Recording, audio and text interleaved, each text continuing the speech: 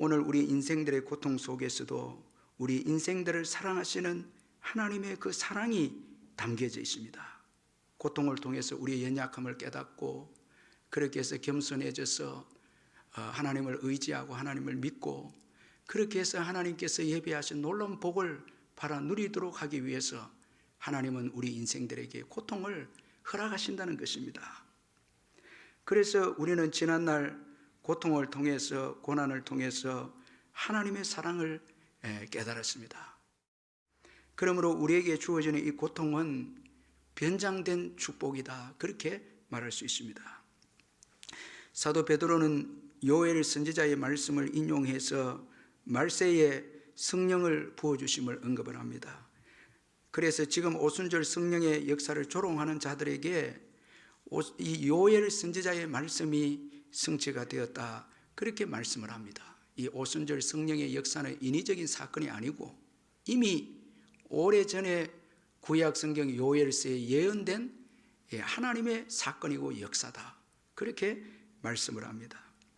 따라서 사도행전 2장의 이 오순절 성령의 사건은 말세에 성령을 부어주시겠다는 요엘서 말씀의 성취인 것입니다. 그러므로 우리는 지금 말세를 살아가고 있습니다. 성령님께서 강림하심으로 인해서 말세가 시작이 되었습니다. 우리는 지금 말세에 살고 있습니다. 하나님은 말세에 성령을 부어주시겠다고 말씀을 하셨습니다. 자, 우리가 지난 시간에 살펴본 이 사도행전 2장 17절을 한번 같이 한번 더 읽어보겠습니다. 2장 17절 시작. 하나님이 말씀하시기를 말세에 내가 내 영을 모든 육체에 부어주리니 너희 자녀들은 예언할 것이요 너희 젊은이들은 환상을 보고 너희의 늙은이들은 꿈을 꾸리라. 여러분, 이 말씀을 통해서 우리가 좀 생각해야 될 것이 있는데 왜 말세에 하나님께서 성령을 부어 주시겠다는 것입니까? 그 해답은 사도행전 1장 8절입니다. 사도행전 1장 8절에 보니까 오직 성령이 너희에게 임하시면 너희가 권능을 받고 예루살렘과 온 유대와 사마리아와 땅끝까지 이르러 내 증인이 되리라 하시니라. 자, 말세 때에 성령을 부어주시겠다는 것은 예수님의 증인의 삶을 살게 하도록 하기 위해서 성령을 부어주시겠다고 그렇게 말씀을 하시고 성령께서 또 강림하신 것입니다. 따라서 하나님께서 그의 백성들에게 성령을 부어주시는 것은 예수님의 증인의 삶을 살게 하도록 하기 위해서이다는 것을 잊지 말아야 합니다. 자, 여러분, 우리가 사도행전 강의를 지금 여러분들이 듣고 있는데 잘 정말 들어야 합니다. 이 시대를 어떻게 우리가 이 말세 때 어떻게 살아야 하는 것을 잘 말씀을 해주고 있는데 성령을 말세 때 부어주시는 것은 예수님의 증인의 삶을 살게 하도록 하시기 위해서 성령을 부어주시겠다는 것입니다. 자, 이것을 우리가 잊지 말아야 합니다. 그래서 여러분, 우리가 읽은 이 사도행전 2장 17절에 보니까 성령이 부어지면 자녀들이 예언을 하고 그 다음에 청년들이 환상을 보고 노인들이 꿈을 꾸게 됩니다. 자, 이게 말세 때에 성령을 받은 성도들의 삶의 모습입니다. 그러므로 여러분, 말세 때에 우리의 삶을 잘 점검해야 합니다. 그러면 여러분, 왜 우리가 말세에 성령을 받아서 예수의 증인의 삶을 살아야 합니까? 이제 세상의 심판의 때가 시작이 되었기 때문입니다. 그래서 베드로 사도는 오늘 본문에서 말세에 주어질 세상에 대한 심판에 대해서 말씀하고 있는데 우리 다시 한번 더 19절 20절을 한번 읽어보도록 하겠습니다. 19절 20절 시작. 또 내가 위로 하늘에서는 기사를 아래로 땅에서는 징조를 베풀으니 곧 피와 불과 연기로다. 주의 크고 영화로운 날이 이르기 전에 해가 변하여 어두워지고 달이 변하여 피가 되리라. 자, 이 19절 20절 말씀은 예수님께서 재림하시기 전에 주어지는 하나님의 심판을 말씀을 합니다. 자, 그래서 여러분, 오늘 20절에 보니까 주의 크고 영화로운 날이 이르기 전에 이렇게 말씀하고 있죠. 주의 크고 영화로운 날, 이건 주님의 재림의 때입니다. 주님의 재림의 때 전에 또 주님의 심판이 시작됐음을 또 말씀하고 있습니다. 자, 여러분, 이 주님의 재림 전에 주어지는 오늘 본문의 이 심판의 성격이 어떠한가 우리가 좀 알 필요가 있는데, 왜 그런가 하면 재림 전에 이 심판을 잘 알아야 재림 후에 주어질 이 심판이 얼마나 무서운 심판인가를 우리가 알게 되는 것입니다. 자, 여러분, 오늘 예수님께서 재림하시기 전에 주어지는 그 심판의 성격을 보면 먼저는 전우주적 심판입니다. 19절에 보니까, 여러분 19절에 거기 보면 위로 하늘에서는, 그리고 아래로 땅에서는, 이 표현되어 있습니다. 위로 아래로, 위로 하늘에서는, 또 아래로 땅에서는. 이 말씀을 볼 때에 이제 하나님께서 행하시는 이 심판은 전우주적 심판이라는 것입니다. 그러므로 여러분, 이 하나님의 심판을 피할 자가 없다는 거예요. 그리고 이 심판의 또 성경은 두렵고 공포의 심판입니다. 그 19절에 보면 또 내가 위로 하늘에서는 기사를, 아래로 땅에서는 징조를 베풀리니 곧 피와 불과 연기로다, 이렇게 말씀합니다. 피와 불과 연기로다. 이 종말의 시작을 알리는 이 세 가지 표적들이 구체적으로 무엇을 의미하는지는 명확하지는 않지만은 성경 전체를 볼 때에 하나님께서 친히 행하시는 심판의 행위가 바로 이 피와 불과 이 연기입니다. 그래서 하나님께서 애굽을 심판하실 때 첫 번째 재앙이 피였습니다.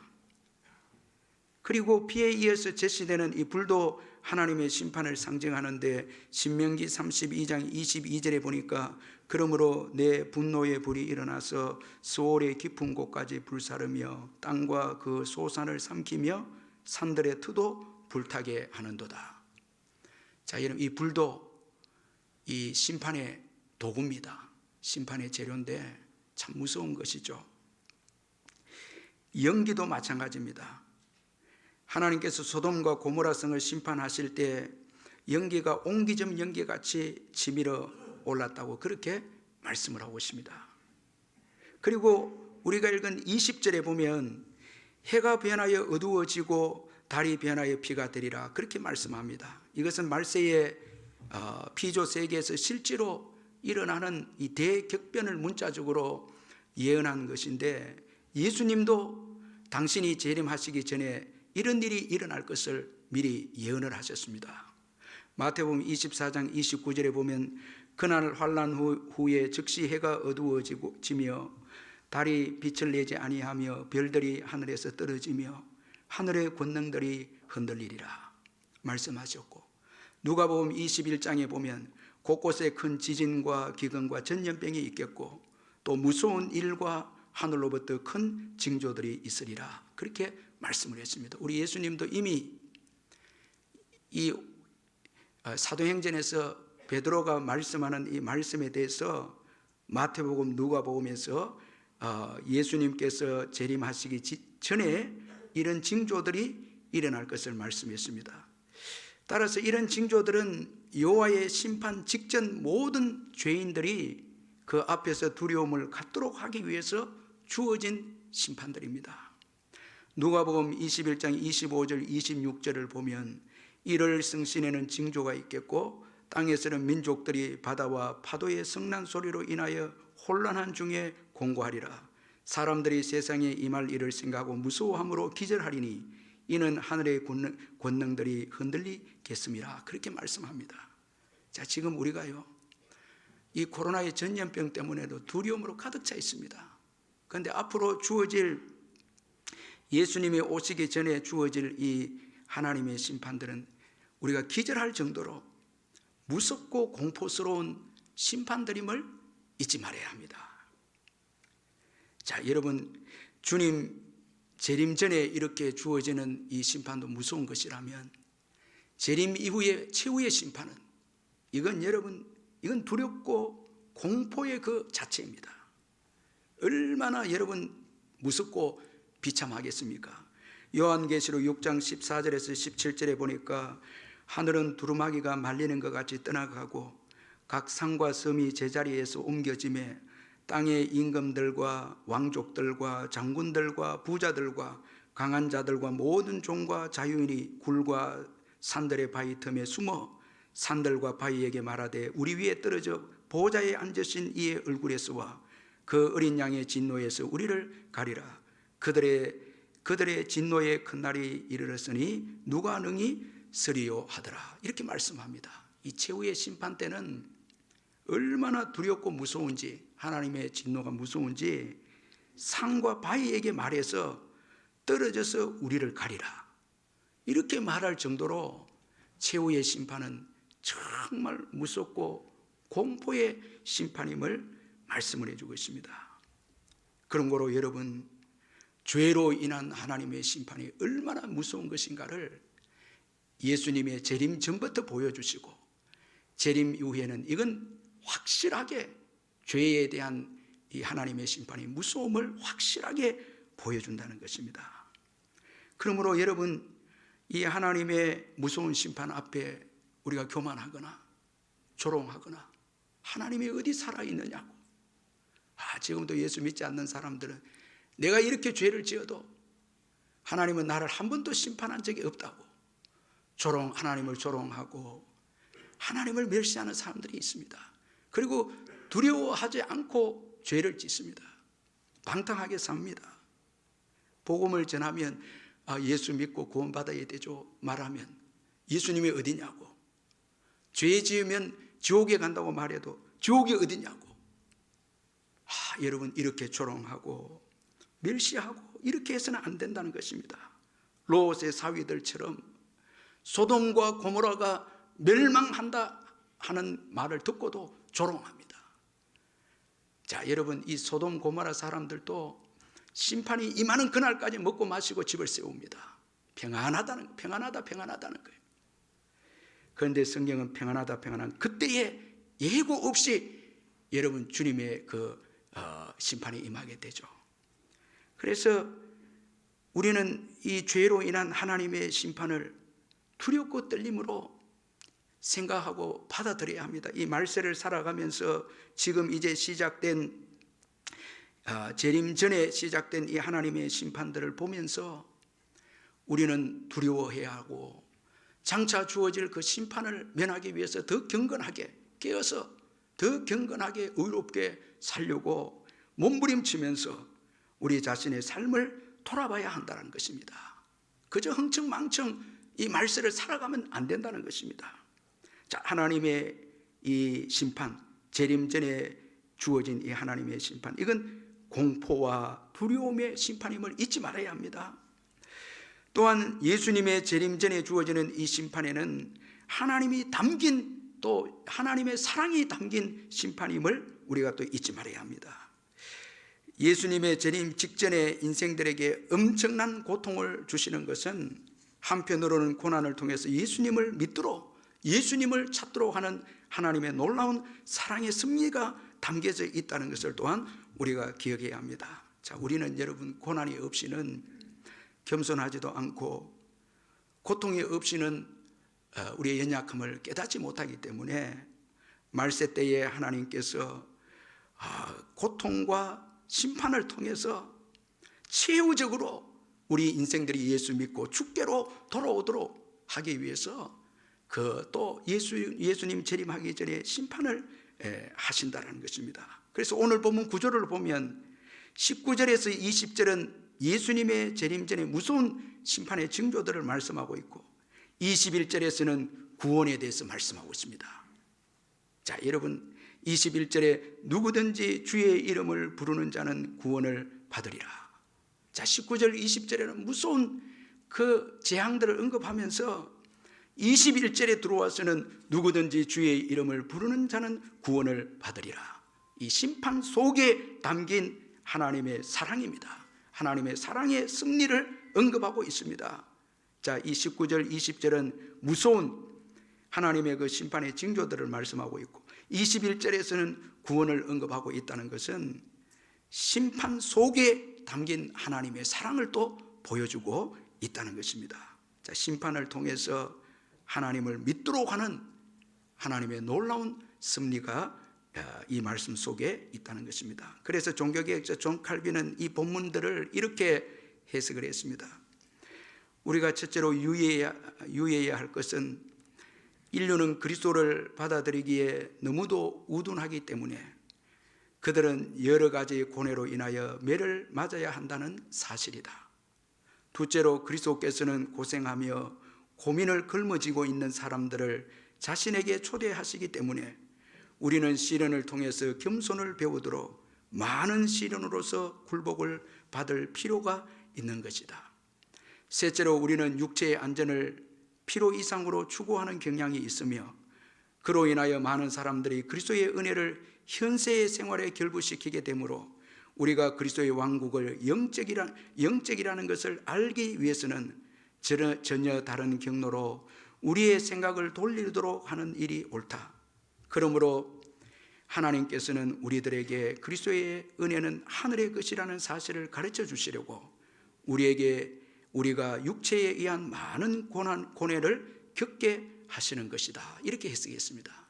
자, 믿지 않는 자들에게는 무서운 심판의 징조들을 보여줌으로써 그들의 우둔함을 하나님께서 부수시고 교만을 깨뜨려서 하나님이 필요한 것을 이제 느끼게 하고, 우리 믿는 자들은 하나님의 은혜를 받아서 이 땅에 자꾸 정착하려고 하는 이런 마음을 말세 때 징조를 보내서 흔들므로써 너희들의 본향은 천국임을 깨닫게 하기 위해서 심판과 고난을 주신다. 이렇게 칼빈이 해석하고 있습니다. 바울은 이런 하나님의 마음을 가졌기에 땅에 소망을 두는 자들을 위해서 눈물을 흘린다고 그렇게 말씀했습니다. 빌립보서 3장 18절 19절에 보니까 내가 여러 번 너희에게 말하였거니와 이제도 눈물을 흘리며 말하노니 여러 사람들의 그리스도의 십자가의 원수로 행하느니라. 그들의 마침은 멸망이요 그들의 신은 배요 그의 영광은 그들의 부끄러움이 있고 땅의 일을 생각하는 자라. 바울은 여러분 세상이 멸망되는 것을 알았기에 이 배를, 여러분 이 배죠, 이 배를 신으로 삼고 무엇을 먹을까? 좋은 거 먹고 맛있는 거 먹고, 이게 목적이, 쾌락의 목적입니다. 그리고 땅의 일을 생각합니다. 이런 자들을 위해서 눈물을 흘린다는 거예요. 예수님을 보내주신 하나님의 최후적이고 크신 사랑을 거부하면, 주의 이름을 부르면 구원을 받는다는 이 귀한 하나님의 사랑의 복음을 거부하면은 이제는 재림 후에 주어질 그 영원한 심판만 있을 뿐입니다. 말세에 주어지는 모든 재앙을 이기고 하나님 앞에 설 수 있는 유일한 길은 주 대신 예수 그리스도의 이름을 부르는 것입니다. 하나님은 그 어떤 자도 구원하실 수 있는 능력의 하나님이십니다. 다만 우리가 믿지 못하기 때문에 마태복음 13장 58절에 그들이 믿지 않음으로 말미암아 거기서 많은 능력을 행하지 아니하시느니라. 믿지 아니하기 때문에 하나님의 권능이 임하지 못하지 하나님에게는 능치 못함이 없는 것입니다. 그리고 주의 이름을 부르는 자가 구원을 받습니다. 자, 하나님은 모두를 사랑하지만 누구나 다 구원은 하지 않습니다. 주의 이름을 부르는 자, 주의 이름을 부르는 자만 하나님께서 구원하시는 것입니다. 여러분, 이 주의 이름을 부르는 자 어떤 자인가 우리가 한번 생각해 보면은, 먼저는 자신을 내려놓고 자신의 한계를 인정하는 자입니다. 아무나 주의 이름을 부르지 않습니다.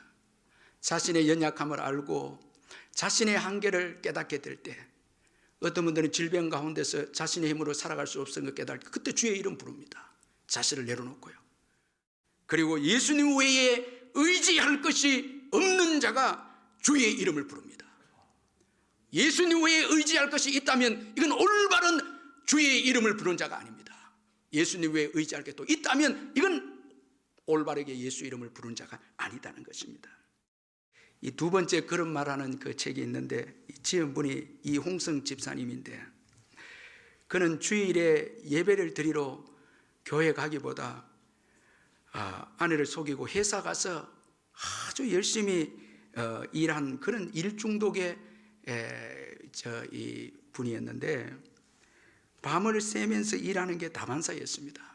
그러다가 폐혈증이 와서, 과로로 폐혈증이 와서 양쪽 다리 절반을 다 잘라내고 오른쪽 팔을 잘라내고 왼쪽 손가락 일부를 다 절단하게 되어집니다. 아주 비참하게 됩니다.